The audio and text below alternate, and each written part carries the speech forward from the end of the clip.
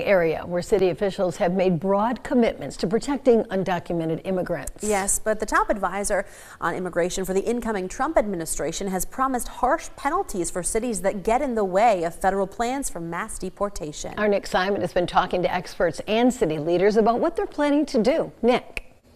Sherry, Siobhan, deporting that many people that quickly may need cooperation from local, state, and federal law enforcement. But some local agencies say they will not cooperate, though new rules could make that harder and could penalize cities like Lansing. The administration has promised mass deportations.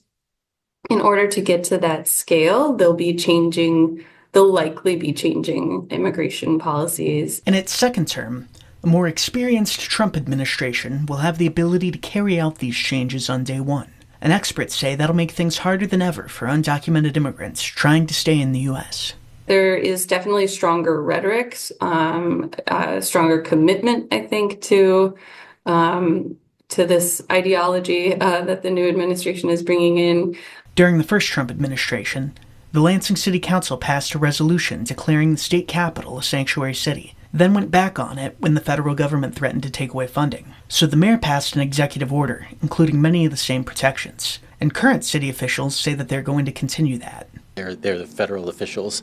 They're going to do what they have the authority to do. Our police officers are going to act as police officers. We don't enforce agriculture. We don't enforce, we don't enforce certain things that federal departments do. If the federal government threatens to pull funding again, immigration advocates say city officials should stand their ground. During the last Trump administration, the court stepped in before any city lost funding, and activists hope that'll happen again.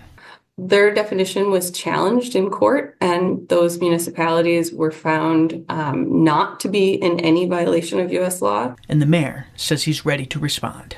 I was here for the first Trump administration, and I'm now here for the second Trump administration.